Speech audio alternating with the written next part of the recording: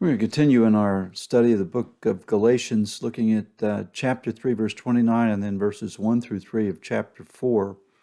We'll continue this thought also on the next devotional. It says, chapter 3, verse 29, it says, "And if you are Christ's, then you are Abraham's offspring, heirs according to promise. I mean that the heir, as long as he is a child, is no different from a slave, though he is the owner of everything, but he is under guardians and managers until the date set by his father. In the same way, we also, when we were children, were enslaved to the elementary principles of the world." Throughout the world and throughout history, slavery has been practiced by different cultures. In some cases, there have been good masters who treated their slaves fairly. However, there have been other cases where the slave owner did not truly care for the slave and abused them greatly. I do not know anyone who would want to be a slave to a master that would do them harm. A slave has no freedom, but is bound to obey the master. However, multitudes are walking on this earth today who are slaves and do not even know it. To whom or to what are they enslaved? Well, that is the question that every person needs to ponder. And Paul is continuing here in this passage his arguments regarding the law as a guardian until such time as people come to faith in Jesus. Here he presented the fact that before coming to faith, the believers were like children and no different than slaves. So how were believers once slaves? He stated this: when we were children, we were enslaved to the elementary principles of the world. Now, in the context of Paul's argument, he indicated that they were held captive under the law, imprisoned until the coming faith would be revealed. That's Galatians chapter 3, verse 23. Yet when faith came, they were set free from the law and thus no longer slaves. Now, as I mentioned, today multitudes are held captive as slaves, and they do not even know it. So in what ways are they in bondage? Let's look at two aspects of this. You see, when Paul wrote that they were enslaved to the elementary principles of the world, what did he mean? We might be led to believe that he was speaking of the law under Judaism. However, when we consider the makeup of the Galatian churches, we must think it in a broader sense, because there were Gentiles there who had never really been under the law. The point is this, that all people are born with a sin nature, and thus they all sin. They're bound by sin and enslaved by a system of principles that govern this world.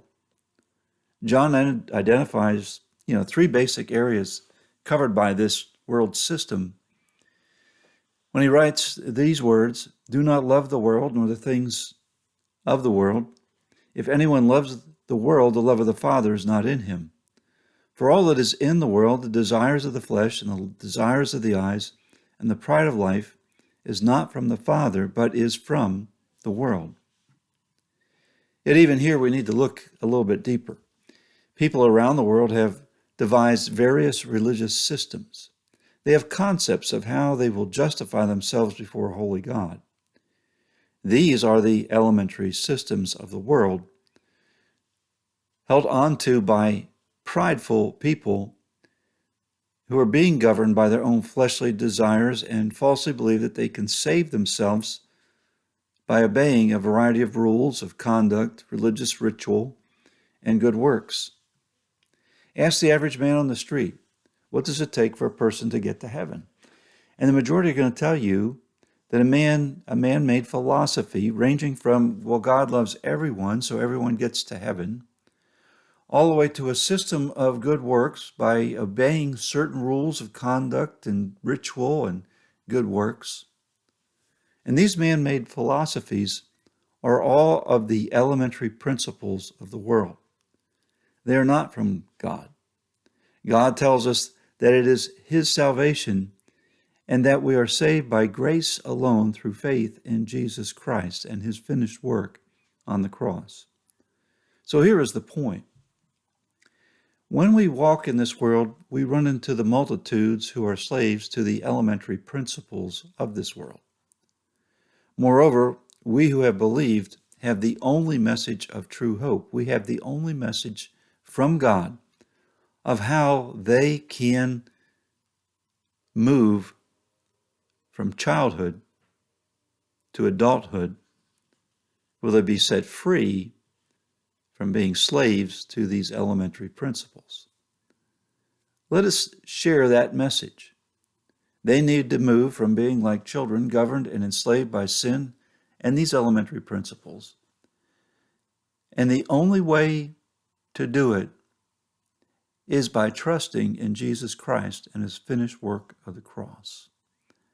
As we go through this world, let us look at the people we're meeting. And they really are slaves, though they think they're free. And we have the message, the only message that can set them free. Let's not be shy in sharing that message.